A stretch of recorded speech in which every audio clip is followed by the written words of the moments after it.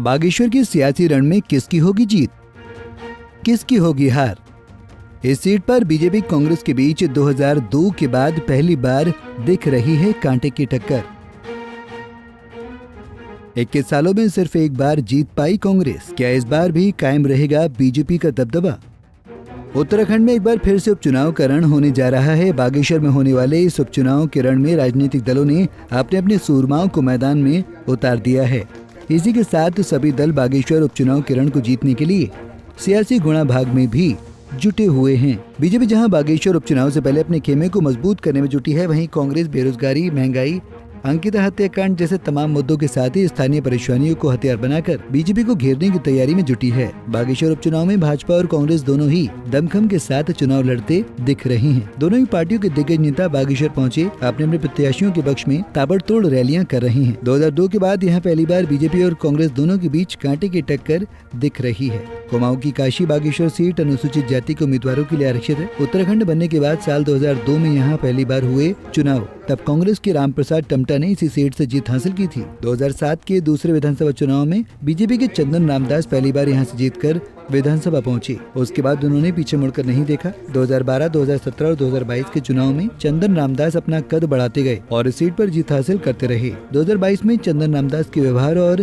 कार्यप्रणाली से बागेश्वर विधानसभा की जनता ने चौथी बार जीतकर विधानसभा पहुंचाया और चौथी बार में वो कैबिनेट मंत्री बने। लोकसभा का माना जा रहा ट्रायल। लोकसभा चुनाव 2024 से पहले बागेश्वर उपचुनाव भारतीय जनता पार्टी और कांग्रेस दोनों के लिए बेहद महत्वपूर्ण है। दोनों पार्टियां जीतने के लिए लाखों जतन करने में लगी हैं। बागेश्वर उपचुनाव 2024 के लोकसभा चुनाव के लिए महत्वपूर्ण माना जा रहा है।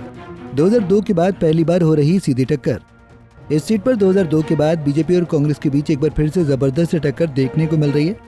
2002 में कांग्रेस के रामप्रसाद टमटा और नारायण रामदास में सीधी टक्कर थी, जिसमें कांग्रेस के रामप्रसाद टमटा ने जीत हासिल की थी। वहीं 2007 में चंदन रामदास रामप्रसाद टमटा को हराकर पहली बार विधानसभा पहुंचे। उसके बाद उन्होंने इस सीट से लगातार 4 बार जीत हासिल की। वहीं पिछले 2022 के चुनाव की बात की जाए तो एक बार फिर बीजेपी प्रत्याशी चंदन रामदास ने 12,141 वोटों के बड़े अंतर से जीत हासिल की थी। चंदन रामदास को 32,211 वोट मिले थे, जबकि कांग्रेस के उम्मीदवार रंजीत दास को 20,070 वोटों पर ही संतोष करना पड़ा था। आम आदमी पार्टी के प्रत्याशी बसंत कुमार 16,000 वोटों के साथ तीसरे नंबर पर रहे थे। अप्रैल 2023 को कैबिनेट मंत्री चंदन रामदास के निधन के बाद से सीट खाली चल रही थी। कैबिनेट मंत्री चंदन रामदास के सौम्य व्यवहार के कारण बागेश्वर की जनता उनकी काफी नजदीक रही है। लगातार 4 बार बीजेपी विधायक की जीत ने पार्टी को बागेश्वर में मजबूत किया है। पार्टी ने इस बार उनकी पत्नी पार्वती दास को मैदान में उतारा है। वहीं कांग्रेस पार्टी के उम्मीदवार बसंत कुमार काफी मजबूत दावेदार माने जा रहे हैं। बता देंगे बसंत कुमार का खुद का एक बड़ा जनाधार होने की वजह से इस चुनाव में वो भी मजबूत दिखाई दे रहे हैं। इस बार उन्हें कांग्रेस का साथ मिला है। विधानसभा के अलग अलग क्षेत्रों में घुमा हूँ तो ये देखने को मिल रहा है कि पिछले 4 बार लगातार विधायक बनने के बाद, मंत्री बनने के बाद भी क्षेत्र में कहीं दौरा पूर्व विधायक जी ने नहीं किया, जो हमारे बीच नहीं है। मुझे ये बात नहीं कहनी चाहिए, ये बात निकल कर आ रही है। और इसके अलावा बात कहें तो मंत्री बनने के बाद 13 नंबर में अपनी बेटी को सरकारी नौकरी लगा देते हैं और 60 से 80 नंबर लाने वाले बेरोजगार घूम रहे हैं। ये जनता के बीच बहुत तेज़ी से इस बात का असर है। मैं समझता हूँ कि बागेश्वर का उपचुनाव इस प्रदेश की राजनीति में टर्निंग पॉइंट होगा। जहाँ तक आपने कहा कि बागेश्वर का उपचुनाव हम किन मुद्दों पर लड़ रहे हैं, बागेश्वर का उपचुनाव हम आम जन के हितों को संरक्षित करने के लिए लड़ रहे हैं। विषम परिस्थितियों में कांग्रेस इस चुनाव को लड़ने का काम कर रही है और जो मैंने देखा है, मैं कह सकता हूँ कि बागेश्वर की जनता ने